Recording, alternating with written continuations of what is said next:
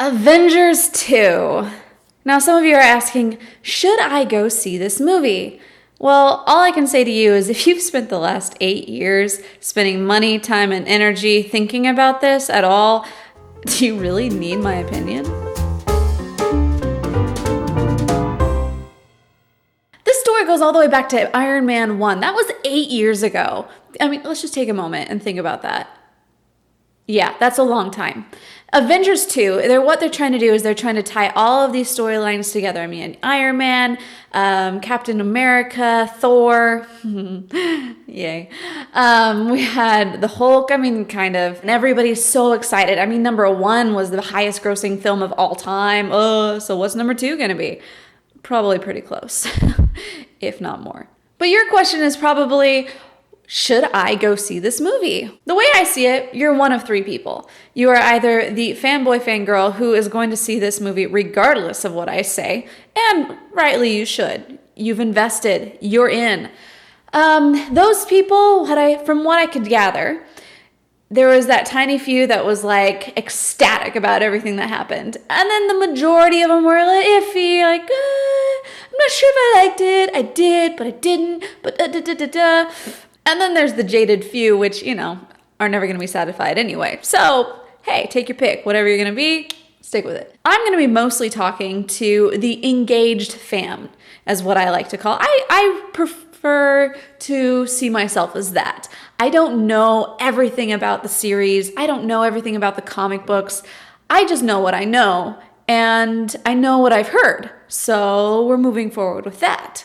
For you, the engaged fan, the character development was really well done. The whole inclusion of Scarlet Witch was really well done, I believe. I mean, they used it and it was a good way to dive deeper and show you the background story of people like Black Widow, who isn't going to get her own movie. Let's just be honest. And then also discovering more motives of why people do what they do and creating a bit more of a tension and showing a driving force. Good job. Effects. All right, if you're going for the explosions, there's going to be no shortage for you. You're going to enjoy it. Hey, lots of buildings blowing up, lots of fire, blaze of glory, everything's great. And it's really not going to hurt if you see it in IMAX. Well, except for the very beginning of IMAX. The standard logo that they've had for like 12 years, even though the technology has way past that point, it still hurts. I mean, it's like anybody who lives on the East Coast and has to go to Regal theaters. I mean, come on, Regal. Change your bloomin' intro. I don't like going on that stupid roller coaster ride, okay? I don't. Rant done. The effects were great. Length. Okay, it's over 2.5 hours. But that being said, I really didn't even notice it was that long. I thought it was well done, well paced. They actually gave it a good balance. I mean, Marvel's really good at finding that balance between action first, witty humor thrown in there for the little quips. Gotta love the quips. Throw in backstory, because, you gotta have that. Good enough love scene. A healthy dose of great music. Kudos to Danny Elfman. And let's not forget the log cutting scene. Gotta love that scene.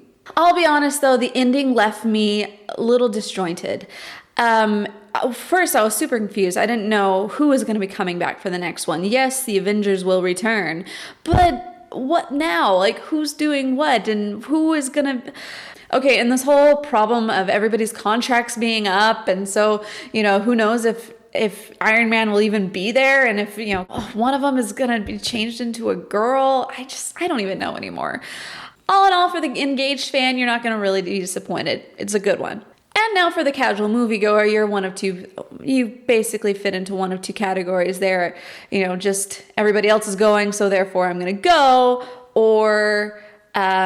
you're really just there for the man candy, and I'm not going to blame you. Please don't turn Thor into a girl. All in all, I'm going to give this movie a solid 4 stars. There was, like I said, there was a little bit toward the end that I was like, I don't know what's going on. It's a little bit fast for me. And then also the fact that they're trying to cram 2 movies into this, because Black Widow's not going to get her own movie, and neither is Hawkeye. You just basically understand them. They don't need much more than what they got. So all in all, it came out good. And if you are following this, you want to see it, because you're going to be so lost if you don't. Anyway, so glad you could join me for my review of Avengers 2. Let me know what you thought in the comments below. Please don't give spoilers, because this is a non-spoiler review. But if you put a little wink wink in there, I'm probably going to know what you're talking about. Until next time, my name is Chelsea, and you are watching the Rotoscopers YouTube.